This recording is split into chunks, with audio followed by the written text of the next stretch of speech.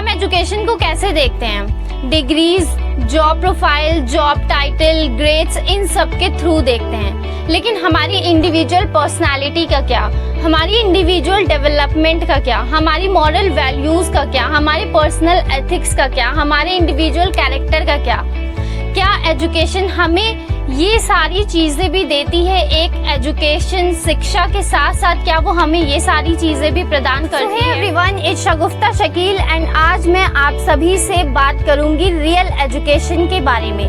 Real education होता क्या है? So let's get started. Real education is something कि जो हमें हमारी लाइफ की जर्नी के लिए प्रिपेयर करता है, जो हमें ह्यूमन बीइंग से बीइंग ह्यूमन का टाइटल देता है, जो हमें विजडम सिखाता है, जो हमें डिसीजंस सही तरीके से लेता है, जो हमें एक्चुअल मीनिंग ऑफ लाइफ सिखाता है। पर क्या हम रियल एजुकेशन पढ़ रहे हैं? क्या हम वो चीज़ें सीख रहे हैं जो हमें सीखना चाहिए? क्या हम वो सारी चीज़ें कर रहे हैं जो हमें करना चाहिए? हम कुछ नया सीखते हैं, रोज़ हमारी डेवलपमेंट होती है, रोज़ हमारी ग्रोथ होती है, रोज़ हमें एक तजुर्बा मिलता है ज़िंदगी को आगे जीने का। चलो हम भूल जाते हैं हमारे सिलेबस के बारे में, हमारी पढ़ाई के बारे में, हमारी डिग्री के बारे में, या हम अपने स्कूल टाइम में एक अच्छे बच्चे थे या फिर एक बुरे बच्चे थे। अच्छे बच्चे या बुरे बच्चे इन सेंस कि हम पढ़ने में कैसे थे। हम अब याद करते हैं कि हमारी लाइफ में आगे हमें क्या ले जाता है। एक विजडम जो हमें एक तरीका सिखाता है कि कैसे हम किसी भी चीज़ को देख के कैसे हम उसे जज कर सकते हैं, कैसे हम एक सही डिसीजन ले सकते हैं, कैसे हम सही का साथ दे सकते हैं। स्वामी विवेकानंद जी ने एक बहुत ही अच्छी बात कही थी कि education is concentration of mind, not about collecting the facts. हमारी माइंड को हम कैसे कंसंट्रेट कर सकते हैं, हमें एजुकेशन ये सिखाता है, ना कि हमें ये सीखना चाहिए कि कैसे हम बहुत सारे फैक्ट्स कलेक्ट कर ले, नॉलेज कलेक्ट कर ले और यहाँ पर फिलअप कर ले।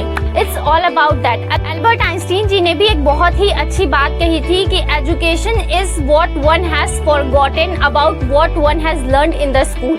मतलब कि जब इंसान वो सारी चीज़ें भूल कर वो जो चीज़ें याद रखता है और वो सारी चीज़ें भूल जाता है जो उसने स्कूल टाइम में सीखी थी, एजुकेशन इज दैट। मैं आपको बताऊंगी कि एजुकेशन आज के टाइम में क्या है। First of all, education is all about money. अगर आपके पास अच्छे पैसे हैं तब आप एक अच्छे स्कूल में अपने बच्चे को पढ़ा सकते हैं। मतलब ये कि जितनी अच्छी पढ़ाई उतना अच्छा पैसा।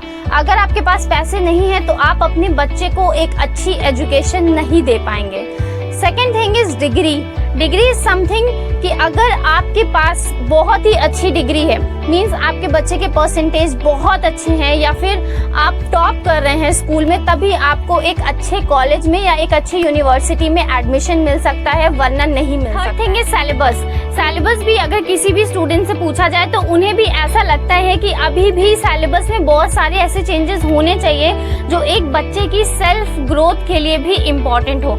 जो ब्रिटिशर्स ने हमें इतने टाइम तक सिखा के रखा है, जो हमें इतनी सारी चीज़ें इम्प्लाई करने के लिए दी, वो हम आगे फॉरवर्ड करते चले जा रहे हैं। गवर्नमेंट ने इसमें 20 to 30% चेंजेस किए हैं जो कि हुए हैं एंड अच्छे भी हुए हैं, लेकिन इसमें अभी और भी चेंजेस करने बाकी हैं जो एज अ स्टूडेंट जो उनकी self dependency and self character, self personality develop करने में इम्प्रूव करे। Now comes the fourth thing is कि हमें प्रैक्टिकल इम्प्लीकेशंस नहीं मिलते। मतलब कि जैसे अगर मैंने अपने स्कूल टाइम में पढ़ा था projectile motion, kinetic energy, potential energy, लेकिन आज जब भी लाइफ में ये प्रैक्टिकल करते हैं तो हमें समझ में नहीं आता कि काइनेटिक एनर्जी का कहाँ यूज़ हो रहा है, प्रोजेक्टाइल मोशन कहाँ हम यूज़ कर रहे हैं, पोटेंशियल एनर्जी कहाँ यूज़ कर रहे हैं। बहुत सी चीज़ें ऐसी होती है जो प्रैक्टिकली हम नहीं सीख पा रहे हैं, प्रैक्टिकली हम नहीं जान पा रहे हैं, बस उसे हम बुकिश तरीकों से पढ़ते जा रहे हैं। Now comes the fifth thing and the most important thing is कि bad teacher and student relationship।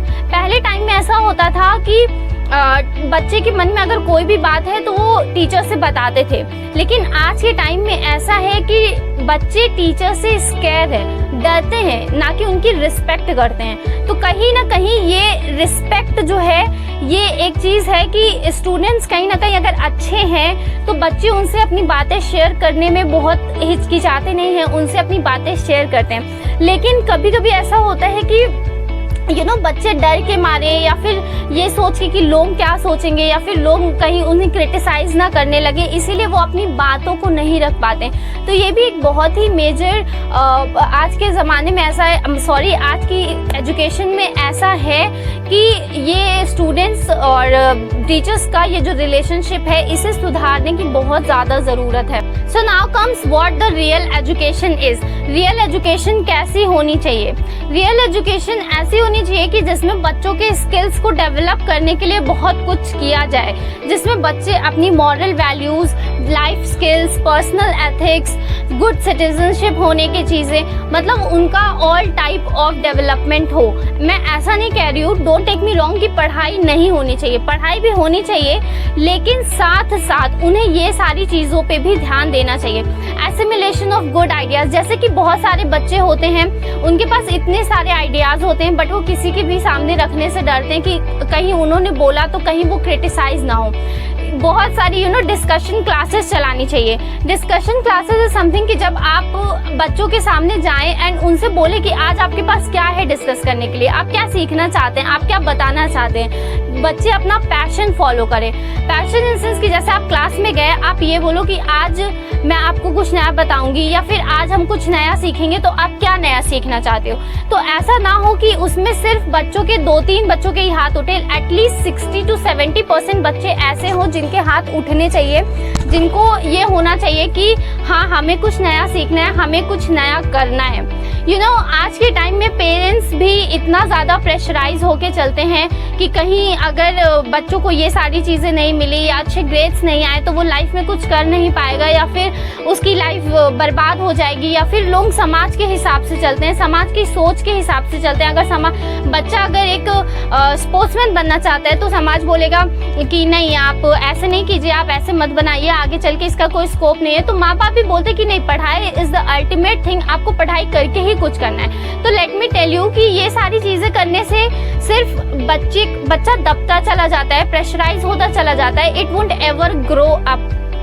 आप हर्ष भोगले जी हैं जो कि उन्होंने बहुत ज़्यादा ही पढ़ाई की है, लेकिन फिर भी उसके बावजूद उन्होंने अपनी पढ़ाई को क्विट करके वो आज क्रिकेट में कमेंट्री करते हैं। तो क्या आज वो फेमस नहीं है? सचिन तेंदुलकर भी 10th फेल होने के बावजूद आज एक बहुत फेमस इंसान है। महेंद्र सिंह धोनी ने भी पढ़ाई छोड़ दी लेकिन आज उन्हें दुनिया जानती है। तो बहुत से लोग होते हैं, बहुत सारे बच्चे ऐसे होते हैं जिनमें एक एक्स्ट्रा टैलेंट होता है, एक एक्स्ट्रा एक्स फैक्टर होता है, जिन्हें हम एक पढ़ाई के नाम पर कि आपको पढ़ना है उनको दबा देते हैं, उनको प्रेशराइज करते हैं और वो कुछ नया नहीं सीख पाते हैं। बच्चे क्लास में जाते हैं, बैठते हैं तो उनको ऐसा फील होता है कि हाँ, आज क्लास लेनी है। ये नहीं होता है कि हाँ, आज मैं कुछ नया सीखूंगा।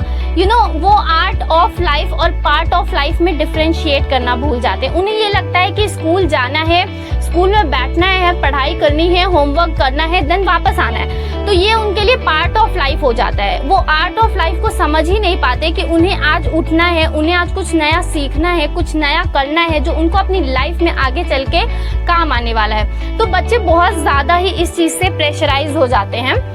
मैं ये नहीं कहती कि पढ़ाई नहीं करनी चाहिए, पढ़ाई इंपॉर्टेंट नहीं होती है, लेकिन विद इन अ लिमिट कि आप बच्चे को एक एक्स्ट्रा ग्रोथ फैक्टर करने दे, बच्चों को वो चीज़ करने दे जो उन्हें करना अच्छा लगता है, जो वो करना चाहते हैं। जब स्कूल में कोई बच्चा जाता है तो उन्हें टीचर्स ऐसे ट्रीट करते हैं जैसे एक वो खाली ड्रम है, खाली बाल्टी है जिसमें बस खाली बाल्टी में बस भरते रहना है और टीचर अपने हिसाब से भरते जाता है कि जो उसके पास है बस वही भरता है। वो कभी ये नहीं सोचता कि वो खाली बाल्टी में से कुछ अच्छा निकालने की कोशिश करे। क्या पता उस बच्चे में बहुत ही यूनिक हो जो हमें निकालने की ज़रूरत हो, जो हम निकाल सकते हैं। तो ये सारी चीज़ें मैं आपको एक छोटी सी स्टोरी सुनाती हूँ, मे बी आप उस स्टोरी से कुछ समझ पाएंगे। जैसे बच्चे को एक खाली बाल्टी की तरह ट्रीट करने के बजाय एक छोटा सा सीड है, फॉर एग्जाम्पल एक एप्पल का सीड ले लीजिए। जब आप उस छोटे से सीड को देखेंगे आपको लगेगा अरे ये यूजलेस है, या फिर आप उसको मुंह में डाल के जब च्यू करने की कोशिश करेंगे तो इट विल बी टेस्टलेस या फिर बिटर इन टेस्ट, या फिर आपको वो टेस्ट नहीं मिलेगा, फ्लेवर नहीं मिलेगा जो आप चाहते हो। लेकिन अगर आप इसको किसी और तरीके से सोचो, किसी और पर्सपेक्टिव से सोचो, तो आपको लगेगा कि नहीं, ये जो एक छोटा सा सीड है, ये आगे जाके अगर हम इसको नरिश करेंगे, इसको हम केयर करेंगे, इसको लव देंगे, इसको सपोर्ट देंगे, तो ये आगे जाके में भी थोड़ा टाइम लगेगा, बहुत टाइम लगेगा, but it will grow into a beautiful huge tree. और हमें उसे ऐसे नहीं नरिश करना है कि वो आगे जाके एक वीक सा ट्री बन जाए, कमज़ोर सा पेड़ बन जाए, या फिर एक दब के कहीं पे कोई चीज़ उसके मन में रह जाए। उसे हमें ऐसे ग्रो करना है कि वो आगे जाके एक बहुत बड़ा सा पेड़ बने। और वो पेड़ सिर्फ छाया नहीं देगा, सिर्फ फ्रूट्स नहीं देगा, वो ऑक्सीजन भी देगा, वो आपको लकड़ी भी देगा, वो आपको बहुत सी ऐसी एडिशनल चीज़ें देगा जो चीज़ें उसे देने चाहिए। वो लाइफ की जर्नी में आगे बढ़ेगा एंड वो कुछ सीखेगा।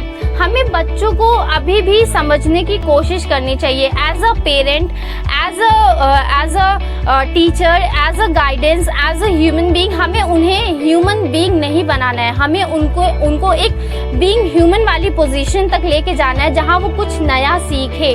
बच्चे अगर पढ़ाई करते हैं तो इट डजेंट मीन्स कहीं बाहर जाते हैं, डजेंट मीन कि वो सिर्फ पढ़ते हैं या फिर कुछ भी ऐसा। उनका एक पर्सनैलिटी डेवलप होता है, वो ज़िंदगी जीने का तरीका सीखते हैं, वो एक रिस्पॉन्सिबिलिटी उठाना सीखते हैं, वो आगे कुछ करना सीखते हैं, उन्हें कैसे आगे की जर्नी में रहना है, क्या करना है, वो ये सारी चीज़ें सीखते हैं। तो आज भी टाइम है एंड अभी भी टाइम है कि हम पेरेंट्स को हमारे जो टीचर्स हैं, जो एक एरा है जो पूरी आगे आने वाली जनरेशन को गाइड करता है, उन्हें ये चीज़ें समझने की कोशिश करनी होगी कि यस, हमें बच्चों को सिखाना है कि वो आगे चल के डेवलप करें, ना कि एक कमज़ोर इंसान के रूप में पैदा हो जिसके अंदर कोई मॉरल वैल्यू नहीं है, कोई सेल्फ कैरेक्टर नहीं है, सेल्फ डिपेंडेंसी नहीं है। आपको मेरी ये बात समझ में आई हो and as a parent, as a teacher और एज अ गाइडेंस आपने कुछ समझा हो, कुछ सीखा हो।